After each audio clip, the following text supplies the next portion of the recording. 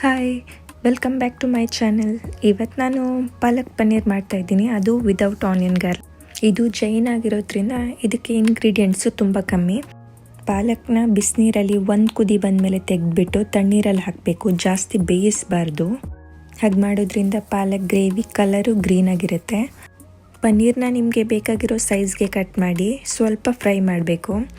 Paneer ಆಯಿಲಲ್ಲಿ fry ಮಾಡಿದ್ಮೇಲೆ ಅದನ್ನು ತೆಗೆದು ತಣ್ಣೀರಿಗೆ ಹಾಕಬೇಕು. ಫ್ರೈ ಮಾಡಿರೋ ಪನ್ನೀರ್ ತಣ್ಣೀರಿಗೆ ಹಾಕಿದರೆ ತುಂಬ ಸಾಫ್ಟಾಗಿರುತ್ತೆ ಅದಕ್ಕೆ. ಆಮೇಲೆ ಒಂದು ಮಿಕ್ಸರ್ ಜಾರಿಗೆ ಬೇಯಿಸಿರೋ ಪಾಲಕ್, ಸ್ವಲ್ಪ ಕೊತ್ತಂಬರಿ ಸೊಪ್ಪು, ಸ್ವಲ್ಪ ಪುದೀನ, ಮೆಣಸು, ಶುಂಠಿ ಹಾಕಿ ಗ್ರೈಂಡ್ ಮಾಡಬೇಕು. ಆಮೇಲೆ ಒಂದು ಪ್ಯಾನಲ್ಲಿ ಸ್ವಲ್ಪ ಬಟರ್, ಸ್ವಲ್ಪ ಜೀರಾ, ಒಣಮೆಣಸು ಹಾಕಿ ಫ್ರೈ ಮಾಡಬೇಕು. ಆ ಒಗ್ಗರಣೆಗೆ ಟೊಮೆಟೊ ಹಾಕಿ ಅದು ಬೇಗ ಬೇಯೋದಕ್ಕೆ ಸ್ವಲ್ಪ ಉಪ್ಪು ಹಾಕಿದ್ರೆ ಬೇಗ ಬೇಯುತ್ತೆ. ಈಗ ಈ ಮಿಕ್ಸರ್ಗೆ ಆಲ್ರೆಡಿ ಗ್ರೈಂಡ್ ಮಾಡಿರುವ ಪಾಲಕ್ ಪ್ಯೂರಿನ ಹಾಕಬೇಕು. ಇದಕ್ಕೆ ಜಾಸ್ತಿ ನೀರು ಹಾಕಬಾರ್ದು, ಇಲ್ಲಾಂದರೆ ತುಂಬ ನೀರಾಗುತ್ತೆ.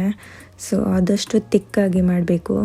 ಇದು ಆಲ್ರೆಡಿ ಒಂದು ಕುದಿ ಬಂದಮೇಲೆ ರುಚಿಗೆ ತಕ್ಕಷ್ಟು ಉಪ್ಪು, ಅರಿಶಿನ, ಗರಂ ಮಸಾಲ ಮತ್ತು ಪನ್ನೀರ್ ಪೌಡರ್ ಮಸಾಲಾನ ಹಾಕಿ ಮಿಕ್ಸ್ ಮಾಡಬೇಕು. ಈ ಗ್ರೇವಿನ ನಾವು ಜಾಸ್ತಿ ಮಿಕ್ಸ್ ಮಾಡ್ತಾ ಇರಬೇಕು, ಯಾಕಂದರೆ ಇದಕ್ಕೆ ಜಾಸ್ತಿ ನೀರು ಹಾಕಿಲ್ಲದೆ ಇರೋ ಕಾರಣ ತಳ ಹಿಡಿಯೋ ಚಾನ್ಸಸ್ ಇದೆ. ಈ ಗ್ರೇವಿ ಆಲ್ಮೋಸ್ಟ್ ಒಂದು ಕುದಿ ಬಂದಮೇಲೆ ಫ್ರೈ ಮಾಡಿರುವ ಪನ್ನೀರನ್ನ ಹಾಕಬೇಕು.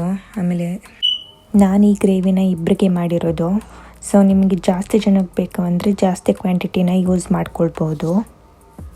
ನಾನು ಈ ಗ್ರೇವಿಲಿ ಗೋಡಂಬಿ ಪೇಸ್ಟ್ ಯೂಸ್ ಮಾಡಿದ್ದೀನಿ, ಫ್ರೆಶ್ ಕ್ರೀಮ್ ಯೂಸ್ ಮಾಡಿಲ್ಲ. ಗೋಡಂಬಿನ ಒಂದು ಬಿಸಿನೀರಲ್ಲಿ ಒಂದು 5 ನಿಮಿಷ ನೆನೆಸಿಟ್ಟು ಆಮೇಲೆ ಗ್ರೈಂಡ್ ಮಾಡಿ ಈ ಪೇಸ್ಟ್ನ ಇದಕ್ಕೆ ಹಾಕಿದ್ದೀನಿ. ನೀವು ಬೇಕು ಅಂದರೆ ಫ್ರೆಶ್ ಕ್ರೀಮ್ನು ಯೂಸ್ ಮಾಡ್ಬೋದು.